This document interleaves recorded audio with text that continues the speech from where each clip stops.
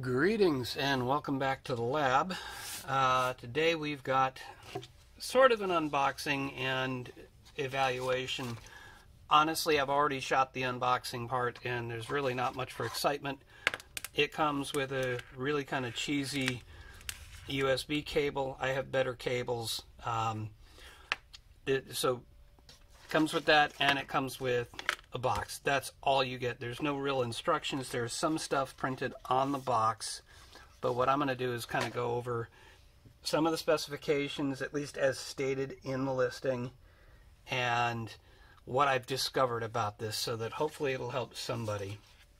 What this is the LESHP. I don't know how you're going to pronounce that. LESHP Bluetooth Wireless Portable Speaker with Power Bank, 2600 milliamp hour, and mic, FM USA. Realistically, if you wanted to search for the same item, what you're looking for is, let me find the model number here. Yes, okay, so the brand name is LESHP.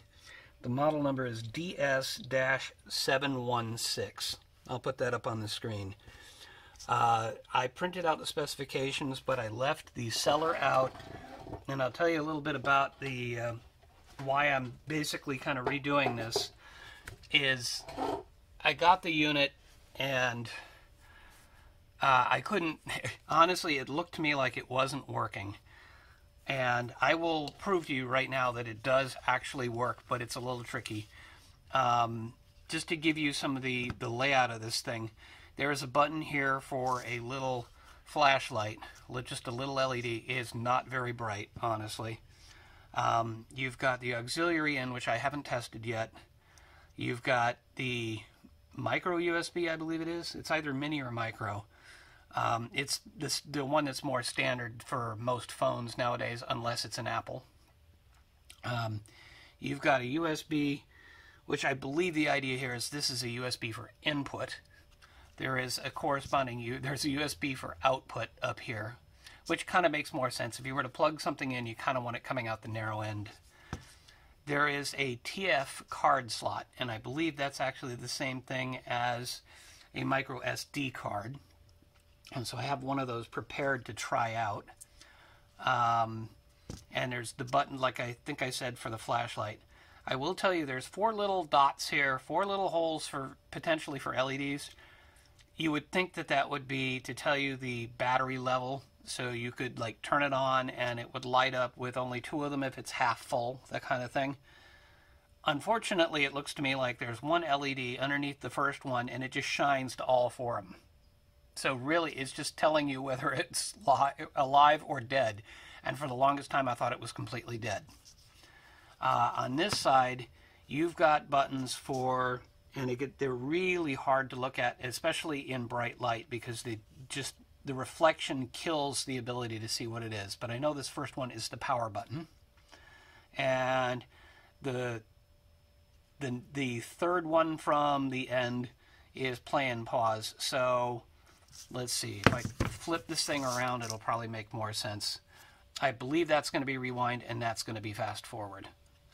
I don't know if those serve other functions, because I've noticed certain things with this device. But first things first, let's see if we can't power this thing on. I have charged it. I will tell you that even though it claims 2600 milliamp hours, I have a feeling it's more like 1300. More like it's, instead of having 2 batteries, it only has the one. The batteries might be supposedly rated at some particular capacity. I'm not taking this thing apart right now. I'll leave that to people like Big Clive to take one of these things apart and tell you what he actually finds inside. But based on testing, I've had this hooked up. It actually works decent. You just got to learn how to operate the thing. Let me go ahead and turn it on, and that'll sort of become more obvious. You would think, okay, here's the power button. Once you figure out that it's actually labeled as a power button, because this doesn't come with any instructions unless you can actually read the blueprint on the black box, which is kind of hard. At first I said, okay, well, let me press the power button, and nothing happened. I said, okay, maybe it doesn't have a charge, so I kept trying to charge it. I do have a USB tester, so I was able to, it's not a perfect USB tester, but I was able to determine that it was pushing energy into it, and then at some point it did stop taking a charge. So that says to me the charging circuit is working okay in here. It took me forever to finally realize the simplest little thing. You need to push and hold the power button. 1, 2. Bluetooth mode. Okay, it is now connected to Bluetooth, and it's already paired with my phone. So that was the sound saying that it paired with my phone. But what I want to do next is I want to try, because I can verify that it does work with my phone, but my phone is what's recording this right now. So I want to dig out. I have a couple of different options here. Let's start with the obvious one first. It's a USB thumb drive. I've loaded songs from the YouTube audio library that I've used before. Oh, actually, while I'm just looking at it, these are those 4 little dots. Honestly, if you could see, I don't know if I get it up a little bit closer, if that's going to be any clearer, because it's probably going to shoot out of focus. But it looks to me an awful lot like there's just the one LED in there. Even when I drained it down yesterday while I was outside doing yard work and listening to this, after a couple hours you'd think it would knock it down by a notch. It didn't. That's actually a good thing.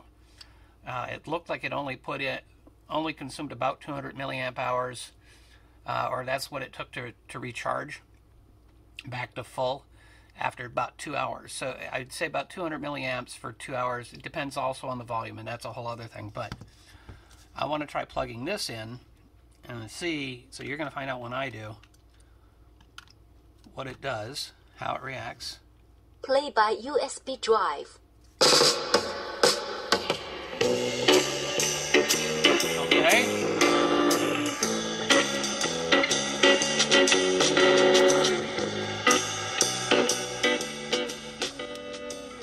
Okay, I had a funny feeling there was more functionality to these buttons.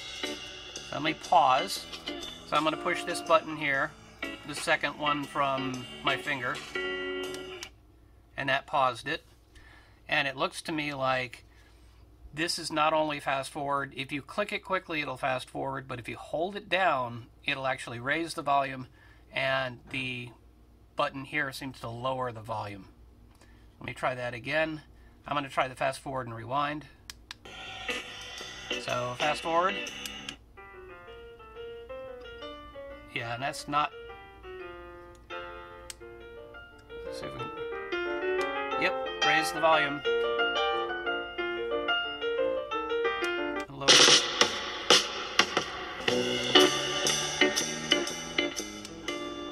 Went back to the first song. Let's go forward. That's the, Fig Leaf Rag, I believe. I'll put the songs down below so you can see. I got to give credit to, even though some of these are not required to give them a credit, I believe in crediting the artists. Artists work on stuff, they should be credited. Okay, here's one that's supposed to have some real bass to it, so I'm going to try and raise the volume.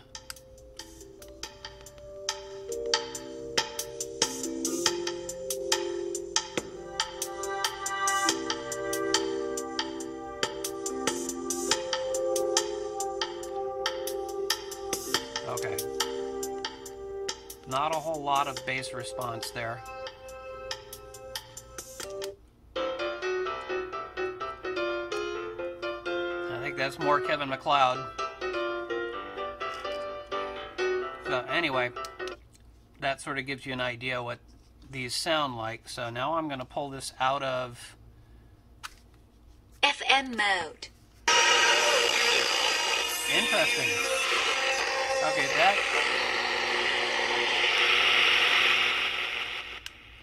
that could get me in trouble. Fortunately, it's mostly static.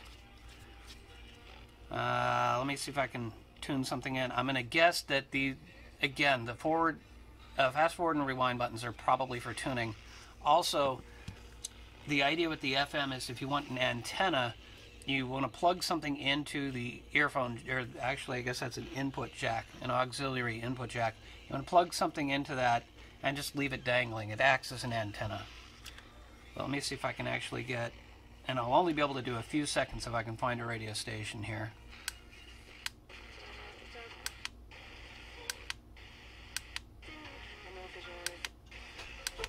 See, now part of the problem is you have nothing to tell you what station you're on, so you're just going to have to kind of rely on knowing what's on the dial.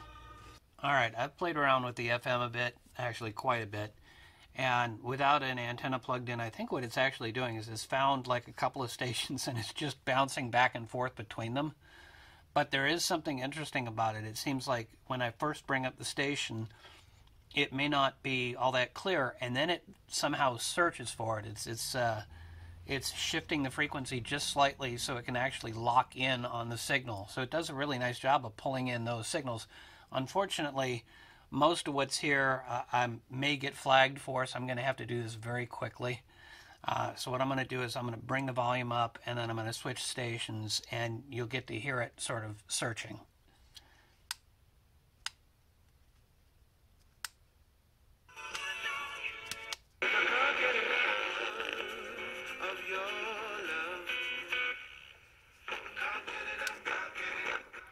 So hopefully you were able to hear that. Otherwise, you'll just have to take my word for it. But I can't run that for too long, or I get myself in trouble with YouTube. So, or actually not, to be fair, not with YouTube, but with the publishers who monitor the stuff. And if you really want to look at people who had some real issues, there's a guy named Rick Beato who does a series of videos called What Makes This Song Great. And he's a musician, and he's taking it from a musician's perspective. But unfortunately, he's going through songs that some of the musicians' representation take as, oh, you can't use that without our permission, so they get it taken down. And that's just a horrible situation. If he's basically saying, this is a great song, this would promote the song, but they're saying, no, you can't use that song, so we're taking your video down. And so they're not even really checking to see what it's about. You would think that some of these publishers would say, oh, that's fine if you're going to compliment our musician. But anyway, I've got a smaller, I'm wondering if this is too small or just, actually it might be just the right size. So I have a micro SD, I think that's what that is. And I'm not sure what direction, but let's see about plugging it in and hopefully being able to fish it back out. Maybe I got it backwards. Yeah, it feels like it's supposed to be bottom side up. Now if I push that in... FM mode. No. Oh, it's probably because it went in and didn't lock. Play by TF card. There we go. So are we going to get...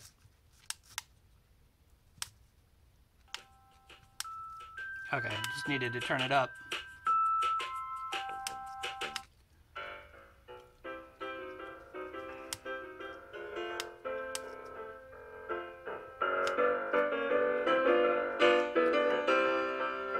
Okay, let's try another one.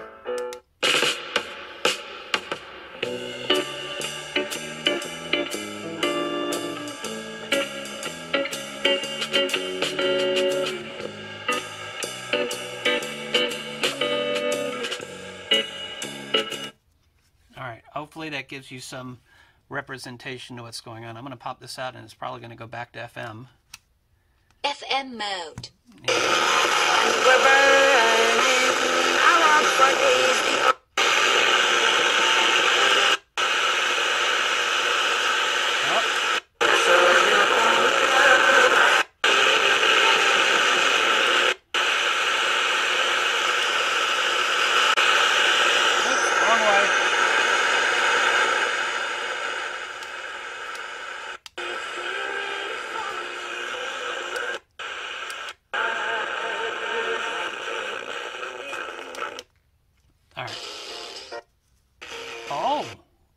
New function.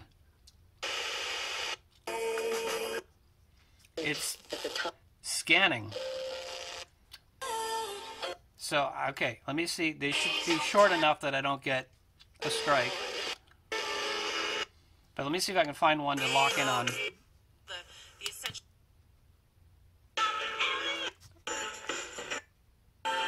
Oh, it's still scanning. Okay.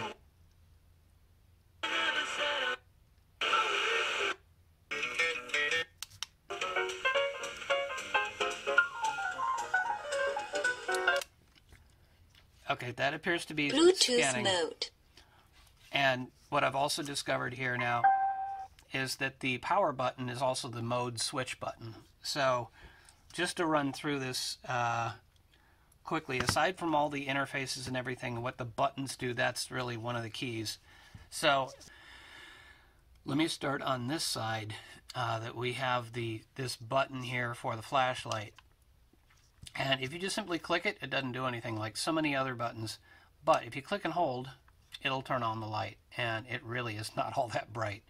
You have to click and hold it to turn it off. On this side, you've got the power/mode button. That you have to hold down to turn it on, but if you just give it, when it's on, if you give it a click, it'll switch modes. FM mode. And before I get in trouble, I'll switch. Bluetooth mode. Now it's going to reconnect to my phone. And again, you'll have to trust me that actually works. We've got, when you're playing music, you've got fast forward and rewind. These two, here and here. You got play and pause here. When you're in FM mode, these basically go up and down. I'm not sure which is which, but you can kind of figure it out. These two buttons, which are the fast forward and rewind, act as up and down for finding a radio station. Then you've got a scan button. If you push that one, it'll start scanning through the stations, and then I think you have to push it again to lock in on the station. Or even if you miss it by one, you can use the up and down to get to that station. So this is actually kind of a nice unit here. Let's see, that was under Bluetooth, or if you're playing back from a USB stick or a TF, which is really also, you folks can probably identify. It's that size card. I think that's a micro. I'll look it up and I'll make sure I put something here. You've got an auxiliary input, which I haven't tested, but at this point I have to try and believe it works. You've got your charge port. You've got your USB flash drive and your TF card right next to each other. You've got an output here. I don't have anything handy to plug in to show you, but I have tested it and it does work. So that is, if you want to use this as a battery bank, you plug something in here. You could charge up your phone that way. In fact, oh, yeah, my phone is recording. I was going to pull out my phone and show you. Phone's recording. That's why I also can't demonstrate much more. So the sound response is decent. If you're looking for high fidelity for under $10, forget it. I don't think you're going to get that. But this has actually turned out to be kind of nice. The problem is it just doesn't have any instructions. So maybe what I can do is I'll put a list of what the buttons do in the description. That way you can just refer back to that. With that, though, I think this is actually, again, for under $10, I think it's decent. I went through the specifications at one point on video, and then that video got scrapped. All you really need to know, the other thing, the working range up to 10 meters, I would say probably plan more on like 5 meters or about 15 feet. My experience yesterday using this, I had it outside, had the phone in the garage, like at the head of the garage, and I was halfway down the driveway and it started to cut out. At good times when it was working nicely, I could get all the way to the end of the driveway, but then it would just start cutting in and out.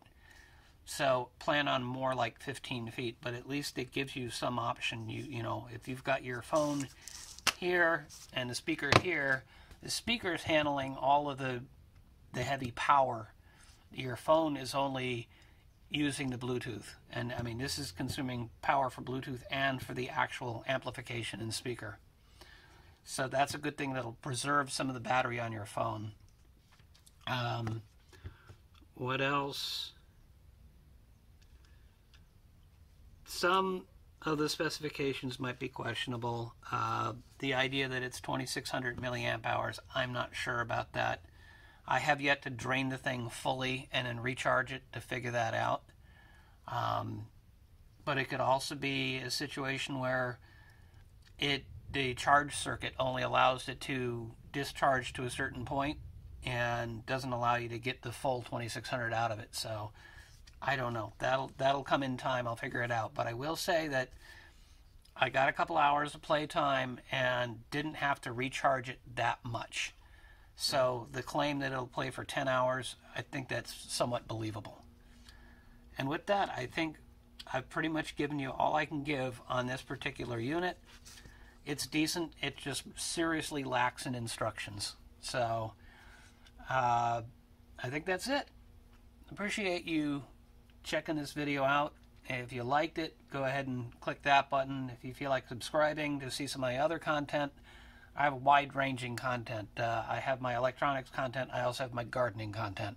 So you're welcome to check that out. At some point, I might separate them to 2 channels. We'll see how things go. Anywho, appreciate you coming along for the ride. Have a great day. See you next time.